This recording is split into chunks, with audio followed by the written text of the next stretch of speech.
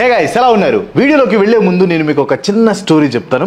ఒకడు బాగా కష్టపడి పనిచేసి వచ్చిన డబ్బులతో చికెన్ బిర్యానీ తెచ్చుకున్నాడు అనుకుందాం. వాడు తెచ్చుకున్న బిర్యానీలో చికెన్ ముక్క లాగేసుకుంటే వాడు అన్నంలో పప్పు కలుపుకొని తింటాడు. పప్పు కూడా లాక్కుంటే చారు కలుపుకొని తింటాడు. అదే అన్నమే లాక్కుంటే వాడు కంగారు పడిపోయి అటు ఇటు చూస్తాడు. ఆ టైంలో ఒక రాజకీయ నాయకుడు వచ్చి మాకు ఓటు వేస్తే రైస్ ఫ్రీ అన్నాడు అనుకోండి, వాడు సంతోషంతో ఓటు వేస్తాడు. పని గురించి మర్చిపోతాడు, చికెన్ బిర్యానీ గురించి అడగడు. వాడికి కనిపించేది ఫ్రీ ఒక్కటే. ఈ స్టోరీ వింటే మీకు ఏం గుర్తొచ్చింది?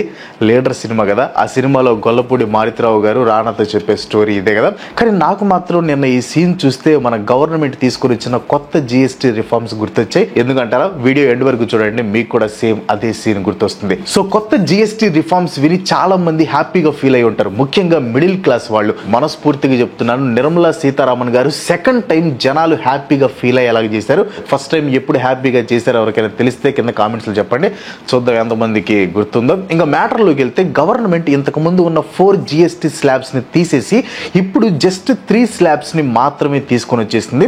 ప్రీవియస్గా 5%, 12%, 18%, 28% స్లాబ్స్ ఉండేవి. ఇంకా ఇప్పటి నుంచి 5%, 18%, 40% స్లాబ్స్ మాత్రమే ఉంటాయన్నమాట. ఈ స్లాబ్స్ ఏంటి, వీటి వల్ల వచ్చే లాభాలు ఏంటి అనేది తెలుసుకునే ముందు ఒకసారి మనం జిఎస్టీ హిస్టరీ గురించి మాట్లాడుకుందాం.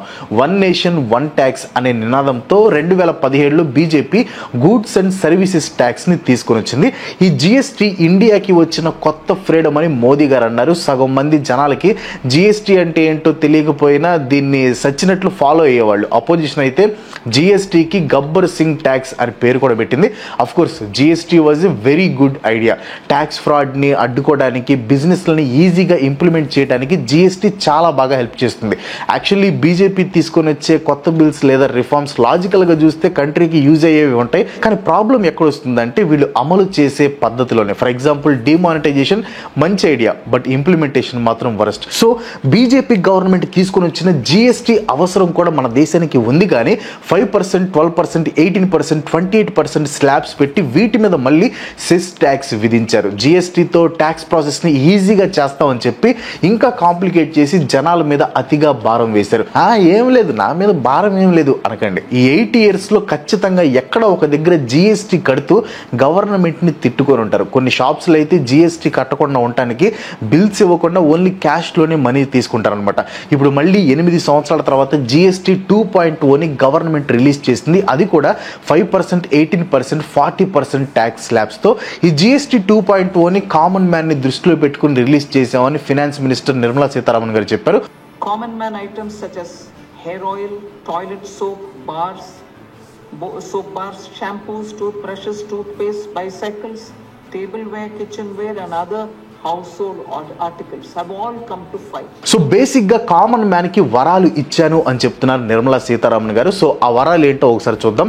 ప్యాకేజ్డ్ ఇంకా branded food items like fruit juices, butter, cheese, nuts, dates, sausages, coconut water, soya milk, పాస్తాతో పాటు medical items like oxygen tanks, bandages, diagnostic kits మీద జిఎస్టీని 12% నుంచి 5% కి తగ్గించారు. Next ultra high temperature milk, paneer, pizza, bread, chapati, రోటీతో పాటు education items like maps, books, erasers, charts, geometry instruments మీద 12% జిఎస్టీని జీరోగా చేశారు. అంటే ఈ ఐటమ్స్ మీద గవర్నమెంట్ ఎటువంటి ట్యాక్స్ ని తీసుకోదు, ట్యాక్స్ ఫ్రీ. ఇంకా డైలీ యూజ్ చేసే household items like soaps, toothpaste, salt, chocolate, coffee etcetera మీద 12% to 18% ఉండే జిఎస్టీని 5% కి తగ్గించారనమాట. ఇంకా హ్యాండ్ క్రాఫ్ట్స్ మీద, agriculture related goods like tractors, composting machines మీద ఉన్న 12% జిఎస్టీని 5% కి తగ్గించింది గవర్నమెంట్. అండ్ మెయిన్ గా మిడిల్ క్లాస్ కి యూజ్ అయ్యే వెహికల్స్ మీద జిఎస్టీని భారీగా తగ్గించింది గవర్నమెంట్. 1200cc కంటే తక్కువ ఉండే బస్సులు, ఆటోలు, కార్లు, అంబులెన్స్లతో పాటు 350cc కంటే తక్కువ బైక్స్ మీద ఉన్న 28% జిఎస్టీని తగ్గించి 18% చేశారు. సో ఎవరైనా బైక్ 350cc అబోవ్ బైక్స్ కొనాలనుకుంటే సెప్టెంబర్ 22 కంటే ముందే కొనుక్కోవడం బెటర్. అండ్ 350cc కంటే తక్కువ బైక్స్ కొనాలనుకునే వాళ్ళు సెప్టెంబర్ 22 తర్వాత కొనుక్కుంటే బెటర్ అనమాట. AC, TV, microwaves, washing machines లాంటి హౌస్ హోల్డ్ ఎలక్ట్రానిక్స్ మీద ఉన్న 28%ని 18% కి తగ్గించారు. ఇండియాలో మెడికల్ ట్రీట్మెంట్ అనేది చాలా కాస్ట్లీ. అండ్ ఆ ట్రీట్మెంట్స్ తర్వాత తీసుకునే మెడిసిన్ ఇంకా కాస్ట్లీ అనమాట. సో దీన్ని దృష్టిలో పెట్టుకుని cancer medicine and rare disease మెడిసిన్తో పాటు 33 లైఫ్ సేవింగ్ మెడిసిన్స్ మీద ఉన్న 12% జిఎస్టీని జీరోకి తగ్గించారు. ఇంకా ఫైనల్గా అన్నిటికంటే హైలైట్ అండ్ అన్నిటికంటే సెన్సిబుల్ రిలీఫ్ హెల్త్ ఇన్సూరెన్స్ ఇంకా లైఫ్ ఇన్సూరెన్స్ మీద లభించిందనమాట. నార్మల్గానే మన ఇండియాలో ఇన్సూరెన్స్ పెనట్రేషన్ అనేది చాలా తక్కువ. ప్లస్ గవర్నమెంట్ ఇన్సూరెన్స్ మీద 18% జిఎస్టీ విధించడంతో ఎవరు పెద్దగా ఇన్సూరెన్స్ మీద ఇంట్రెస్ట్ చూపించేవాళ్ళు కాదు. కానీ గవర్నమెంట్ ఇప్పుడు ఒక సెన్సిబుల్ డెసిషన్ తీసుకుంది. ఇన్సూరెన్స్ల మీద ఉన్న 18% జిఎస్టీని పూర్తిగా తీసేసి జీరోగా చేస్తుంది అనమాట. ఇన్సూరెన్స్ తీసుకోవడానికి మీకు ఇంతకంటే బెస్ట్ టైం దొరకదు. అండ్ టుడేస్ వరల్డ్లో టర్మ్ ఇన్సూరెన్స్ అనేది అందరికీ ఉండాల్సిన ఇన్సూరెన్స్. ఇది ప్యూరెస్ట్ ఫార్మ్ ఆఫ్ ఇన్సూరెన్స్ అనమాట. లైఫ్లో గ్యారంటీ లేనిది ఏదైనా ఉందంటే అది లైఫే. ఎప్పుడు ఏం జరుగుతుందో ఎవరికి తెలియదు. అందుకే అందరికీ టర్మ్ ఇన్సూరెన్స్ అనేది ఖచ్చితంగా ఉండాలి. ఇన్ కేస్ మీకు ఏమైనా జరిగినా మీ ఫ్యామిలీకి క్రోర్స్ వరకు కవరేజ్ అనేది ఉంటుందన్నమాట. ఇది చాలా ఎఫోర్డబుల్. 600 and 700 రూపీస్ పర్ మంత్తోనే ప్రీమియం స్టార్ట్ అవుతాయి. టర్మ్ ఇన్సూరెన్స్ని యంగ్ ఏజ్లో తీసుకోవడం చాలా బెనిఫిషియల్. ఎందుకంటే ప్రీమియం కాస్ట్ అనేది తక్కువగా ఉంటుంది. ప్లస్ కొత్త ప్రీమియమ్స్ని ఫిక్స్ చేసే ఆప్షన్ కూడా టర్మ్ ఇన్సూరెన్స్లో లభిస్తుంది. అంటే మీరు మీ టర్మ్ పీరియడ్ మొత్తం ఒకే ప్రీమియంని కట్టుకోవచ్చు with no impact from inflation. మీరు ఆన్లైన్లో బై చేస్తే 15% వరకు ఆన్లైన్ డిస్కౌంట్ కూడా లభిస్తుంది. లింక్ కింద డిస్క్రిప్షన్లో ఉంది. అక్కడ మీరు ట్రస్టెడ్ ఇన్సూరెన్స్ పార్ట్నర్స్ని కంపేర్ చేసి మీకు సూట్ అయ్యే బెస్ట్ టర్మ్ ప్లాన్ని చూస్ చేసుకోవచ్చు అనమాట. సో లేట్ చేయకుండా ఇప్పుడే లింక్ మీద క్లిక్ చేసి మీ ఫ్యామిలీ ఫ్యూచర్ని సెక్యూర్ చేసుకోండి. No get back to the video. Government సడన్గా ఇన్ని వరాలు ఇస్తుంది కాబట్టి దీనివల్ల గవర్నమెంట్కి ఏమైనా నష్టం ఉంటుందా అంటే ఉంటుంది. ఖచ్చితంగా ఉంటుంది. నిన్న మొన్న వరకు పెన్సిళ్ళు ఎరేజర్ల మీద కూడా భారీగా ట్యాక్స్ తీసుకొని ఇప్పుడు వాటి మీద నో ట్యాక్స్ అంటే గవర్నమెంట్కి ఎంతో కొంత నష్టం కలుగుతుంది కదా. ఎస్టిమేట్స్ ప్రకారం ఈ కొత్త జిఎస్టీ స్లాబ్స్ వల్ల గవర్నమెంట్కి దాదాపు 48,000 కోట్ల రూపాయల నష్టం వచ్చే ఛాన్సెస్ ఉన్నాయంట. కానీ గవర్నమెంట్ అఫీషియల్స్ మాత్రం దీన్ని నష్టం అనట్లేదు. ఇలా జిఎస్టీ తగ్గించడం వల్ల కన్జ్యూమర్స్ సంఖ్య పెరిగి డైరెక్ట్గా ఎక్కువ ప్రొడక్షన్కి దారితీస్తుంది. సో అప్పుడు గవర్నమెంట్కి ట్యాక్స్ రూపంలో రెవెన్యూ జనరేట్ అవుతుందంట. అలా అయితే మరి ఇంతకుముందు 4 స్లాబ్స్ పెట్టినప్పుడు కన్జ్యూమర్స్ గురించి గవర్నమెంట్ పట్టించుకోలేదా? ఆ జస్ట్ లాజిక్ అడుగుతున్నాను, అయితే తప్పుగా అనుకోవద్దు. అయితే గవర్నమెంట్ పూర్తిగా నష్టం రాకుండా ఉండేలాగా ఒక కొత్త స్లాబ్తో రెవెన్యూ స్ట్రీమ్ని జనరేట్ చేయడానికి ట్రై చేస్తుంది. ఆ స్ట్రీమ్ పేరు సిన్ ట్యాక్స్. 40% జిఎస్టీతో ఏర్పాటు చేసిన ఈ సిన్ ట్యాక్స్ని మోస్ట్లీ సిన్ గూడ్స్ ఇంకా లగ్జరీ గూడ్స్ మీద విధించారనమాట. కొత్తగా ఈ 40% స్లాబ్స్ని లగ్జరీ గూడ్స్ మీద తీసుకొని రావడానికి కారణం ఏంటంటే ఆల్రెడీ వీటి మీద 28% జిఎస్టీ ప్లస్ కంపన్సేషన్ సెస్ కూడా ఉండేదన్నమాట. సో సెస్ని తీసేసి సింపుల్గా 40% జిఎస్టీ స్లాబ్ని తీసుకుని వచ్చారు. నాకు తెలిసి మీరు దేనికోసం వెయిట్ చేస్తున్నారో ఆ సిన్ గుడ్ ఏంటో తెలుసుకోవాలని ఉంది కదా, చెప్తాను. ఈలోపు వీడియోకి ఒక లైక్ కొట్టండి.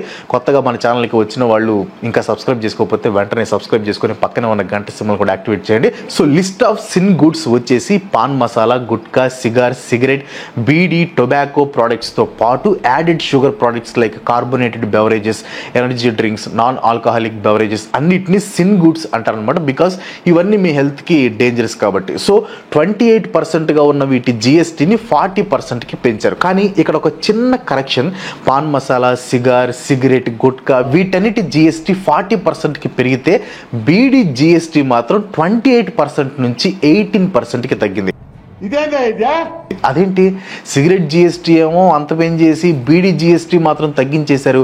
రెండు సిన్ గుడ్సే కదా. ఇప్పుడు జనాల హెల్త్ కాపాడాలంటే అటు సిగరెట్ మీద పెంచినట్టే ఇటు బీడీ మీద కూడా పెంచాలి. కానీ బీడీ మీద పెంచితే బీహార్లో ఓట్లు పడవు కాబట్టి బీడీ మీద జిఎస్టీ తగ్గించారని నేను అనట్లేదు, అపోజిషన్ ఆరోపిస్తుంది. అంతేకాదు బీడీలు తయారు చేసే తెండు లీవ్స్ మీద ఉన్న 18% జిఎస్టీని కూడా 5%కి తగ్గించారు.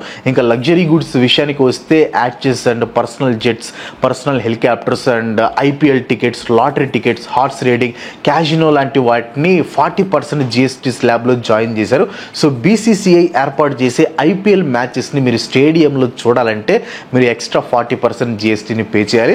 ఇంకపోతే 350cc కంటే ఎక్కువ ఉండే బైక్లు కొనాలనుకుంటే 40% జిఎస్టీ అండ్ 1200cc కంటే ఎక్కువ ఇంజిన్ పవర్ ఉన్న లేదా 4 మీటర్స్ కంటే ఎక్కువ పొడవు ఉండే వెహికల్స్ కొనాలంటే గవర్నమెంట్కి మీరు 40% జిఎస్టీ కట్టి తీరాల్సిందే.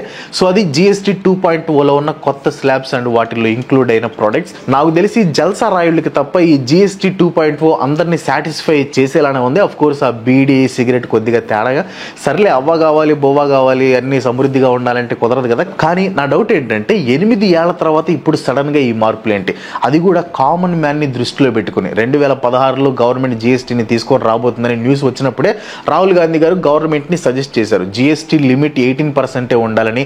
అలా 18% జిఎస్టీ పెడితే పూర్ పీపుల్ కి ఎక్కువ భారం పడకుండా అందరికీ ఈక్వల్ జస్టిస్ జరుగుతుందని కూడా రాహుల్ గాంధీ గారు సజెస్ట్ చేశారు. అప్పుడు గవర్నమెంట్ రాహుల్ గాంధీ గారిని పట్టించుకోలే, అందరూ రాహుల్ గాంధీ మీద జోక్స్ కూడా వేశారు అనుకోండి, అది వేరే విషయం. మరి అప్పుడు పట్టించుకోకుండా 8 నెలల పాటు ఎడాపెడ జిఎస్టీ బాధేసి 8 నెలల తర్వాత ఎందుకు? దీనికి కారణాలు చాలా ఉన్నాయి. మొదటిది రాబోయే స్టేట్ ఎలక్షన్స్. వెస్ట్ బెంగాల్, బీహార్లో త్వరలో ఎలక్షన్స్ ఉన్నాయి అండ్ ఈ ఎలక్షన్స్ వస్తుంది ఓట్ చోరీ ఇష్యూ తర్వాత. సో ఓట్ చోరీ ప్రూవ్ అయినా కాకపోయినా జనాల్లో మాత్రం ఓట్ చోరీ అనే కాన్సెప్ట్ ఒకటి బాగా పడిపోయింది అనమాట. సో ఈ ఓట్ చోరీ నుంచి జనాల మైండ్ సెట్ డిస్ట్రాక్ట్ చేసి ఓట్లు పడేలా చేయాలంటే నిత్యావసర సరుకుల మీద ధరలు తగ్గించాలి. అండ్ ఈ జిఎస్టీ 2.0తో గవర్నమెంట్ అదే చేస్తుందని నేను అనట్లేదు, అపోజిషన్ అంటుందన్నమాట. నేనేదో కావాలని గవర్నమెంట్కి ఆపోజిట్గా మాట్లాడుతున్నాను అనుకుంటారేమో, లాజిక్ గానే మాట్లాడుతున్నాను. కావాలంటే మీకు ఎక్స్ప్లెయిన్ చేస్తాను చూడండి. శానిటరీ ప్యాడ్స్ మీద 12% జిఎస్టీ ఉండేది. రోడ్ల మీదకి వచ్చి ధర్నాలు చేస్తే కానీ దాన్ని జీరో చేయలేదు. Cancer medicine, rare disease medicine, health insurance, life insurance మీద 18% జిఎస్టీ చాలా ఎక్కువ అని మిడిల్ క్లాస్ వాళ్ళు గొంతులు ఆరిపోయేలా గరిచారు. కానీ గవర్నమెంట్ పట్టించుకోలేదు. కానీ ఇప్పుడు సడన్ గా ఎవరు డిమాండ్ చేయకుండానే జిఎస్టీ తగ్గించడం కాదు, వాటిని జీరో చేసి, అంటే ఈ 8 ఏళ్ల పాటు ఇష్టం వచ్చినట్లు చదువుల మీద, హెల్త్ కేర్ మీద జిఎస్టీ బాధి ఇప్పుడు వాటిని జీరో చేశారు. దీన్ని పెద్ద ఫ్రీడమ్ మూవ్మెంట్ లాగా పోర్ట్రే చేస్తుంది. అలానే నేను ఇప్పుడు గవర్నమెంట్ చేసింది చెడనట్లేదు, మంచి చేసింది.